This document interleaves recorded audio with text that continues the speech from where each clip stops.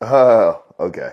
Okay. Yep, there is this black guy out there who has made an issue out of nothing so big he's making a tissue look like sandpaper. Put a video out, essentially threatening white people, saying that he's going to take us out, acting like he's still living in slave times. I just have to ask, just so we can get this out of the way, the amount that some black people talk about slave times, it almost makes me think that y'all miss it, you know? Like you want to go back in time. Like if you have a really bad traumatic thing happen in your life, are you talking about it every second you get? Or are you just trying to leave it in the past? Like, oh, hey, if your wife cheats on you, are you sitting there telling everybody about it? Or are you just like, okay, well, she's an idiot. I left and we're moving on. Simple. Now look, I get it. We all have our moments where we get sensitive. Catch me in traffic, especially when I'm towing a trailer and somebody's tailing me. There are not too many things in life that makes me want to fight more than that. But of course, you've got to be able to tone that shit down and just say, okay, if I have to slam on my brakes, this guy's getting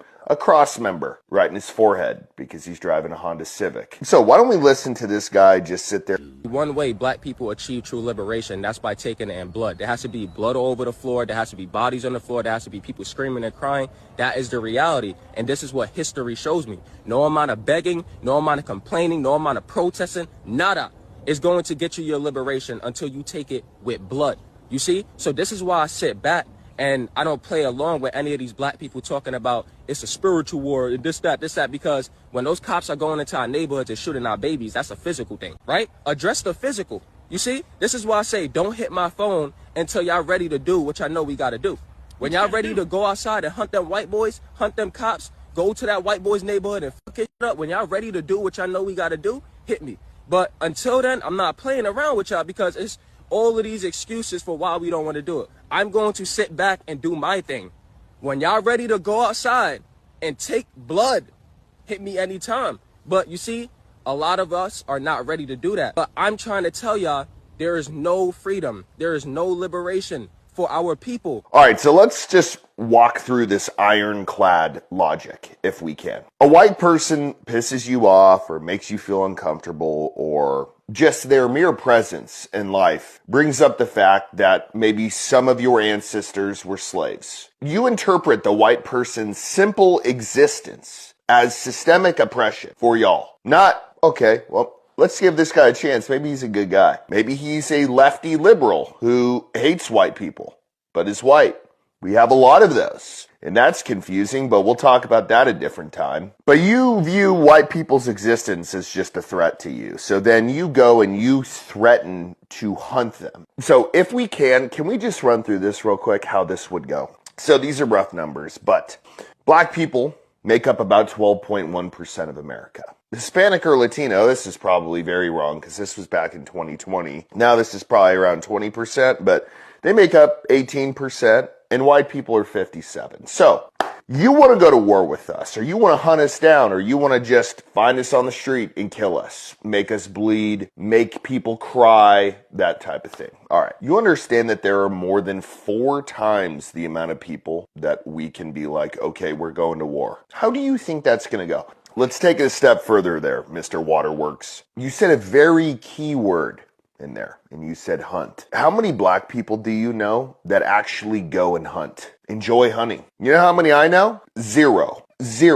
I have never, ever heard a black person say, you know what, I'm going out hog hunting today.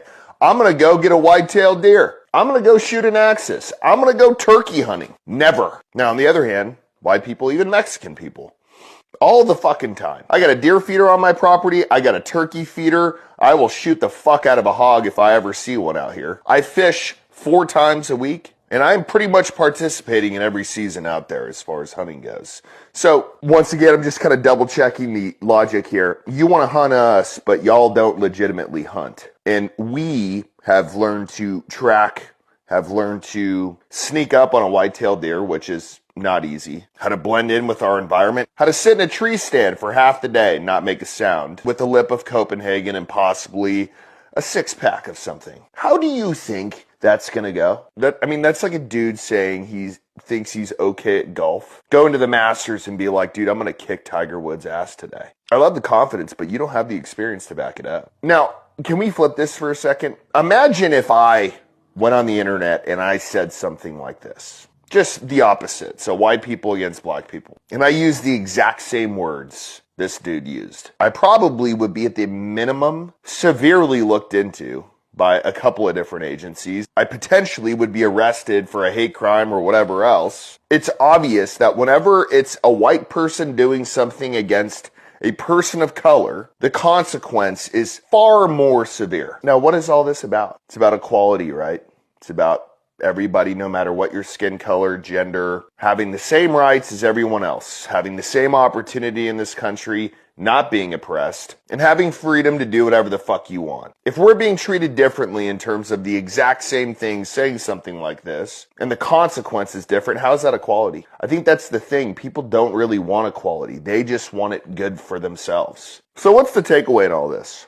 To this guy, I don't know if he's ever going to see it. Fuck your feelings, dude. That's going to be the new motto of this show. Oh, you're upset because of something that happened I don't know how many years ago and you can't get over it? Or you just naturally are simply racist against white people? We don't give a fuck. We don't care. We have more people than you guys. We are far more armed than you guys. Yes, for the most part, we are much more civilized. So if that's what you guys want to do, we don't want that. We're not wishing for that, but we're going to defend ourselves. And it's not going to be fun. For you or for any of you guys over there who think that all of your problems are because of white people.